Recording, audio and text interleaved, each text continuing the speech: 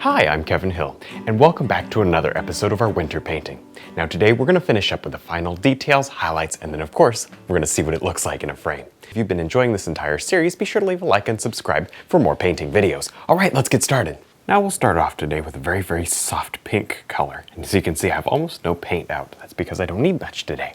And I wasn't painting earlier, so I didn't put out much. Alright, let me just make sure I don't have too much on the brush. This is dry, so I can place my hand down on it. And here we go.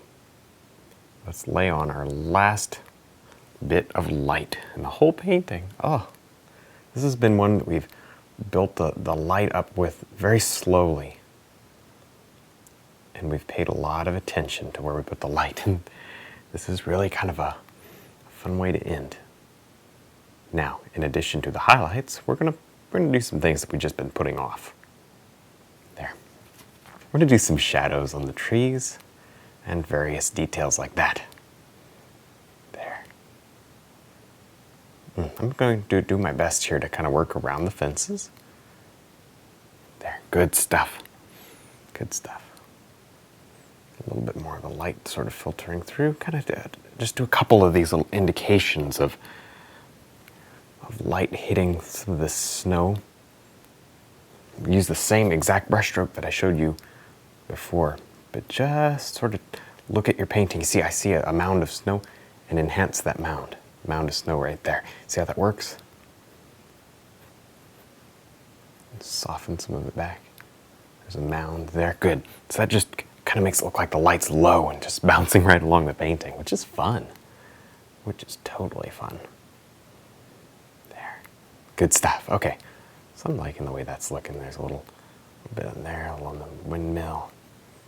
That's good. That's starting to feel nice and cold. Also very pretty. I guess it already felt cold, didn't it? Yeah, it pretty much did. There. Little snow right up on the silo. Good. Little frost on the side, maybe. Yeah. Beautiful. Little cap of snow on some of these guys. Good. Yes. Okay, now that's enough of that. Let's stop for a second. And, well, actually, tell you what, before we do that, because I'm going to get my brush dirty with something else, I want to tint off a couple of these rocks that we did last time with just a little bit more snow. Okay.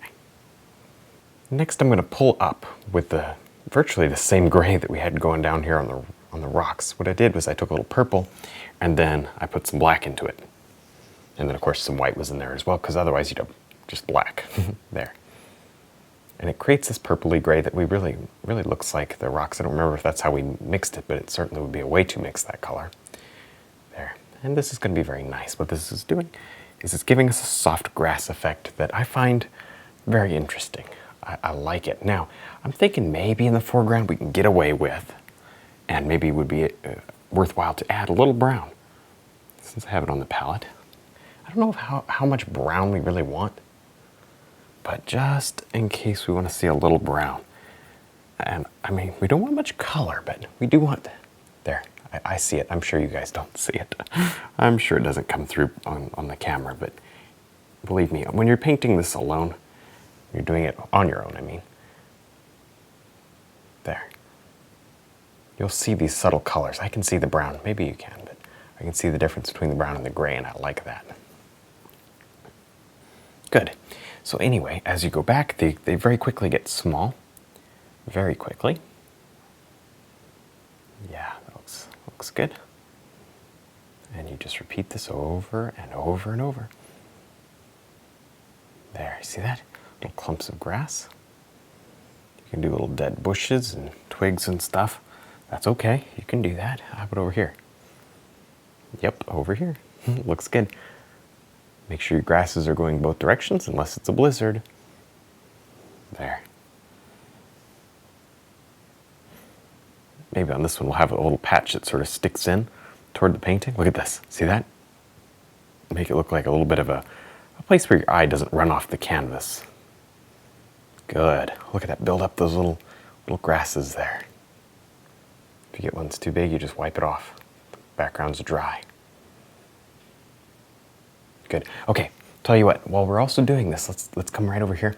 Let's do a couple of dead trees.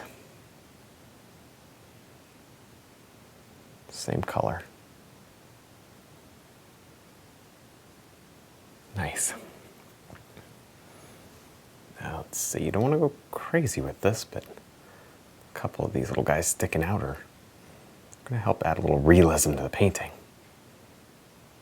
A couple of little twigs that hang off of the trees maybe, or little bushes that have lost their leaves. That's possible. Sure, why not? Why not have bushes mixed in with your evergreens? Why not? Over here, maybe make them a little smaller to match the scale of the painting over here. There, good. That's convincing. That looks good. That looks good. That's adding some detail that we did not have there a minute ago.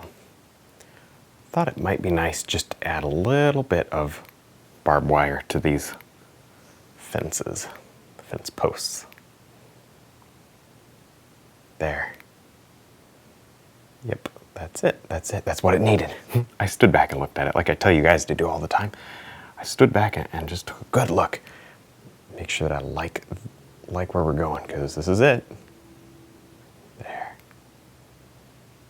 I'm gonna be super light with these. I don't want them to, oh yeah, super light. I don't want them to go stand out too much. There. Just the feeling of the barbed wire going back, but that looks good. See how that kind of connects it and just brings you in? I love that detail. Maybe right on these guys. On the closer ones, we just put a barb every once in a while. Just a little touch. It's a detail that you don't have to add, but might be fun. Yeah. Good. And just keep it subtle. It's not a feature of the painting. All right, this looks like it's about finished. Let's just sign it right here. All right, well here it is, our finished painting hanging on a wall. I chose a beautiful gold frame with a nice soft accent color because I felt like it really helped with the soft tones that we have in this painting. It also draws out the beautiful light colors in the sky, which is one of my favorite parts of the painting. We're gonna go ahead and start a brand new painting very soon, which will also be a lot of fun. Of course, don't forget to check out the website, DVDs, and brush line. Thanks for watching.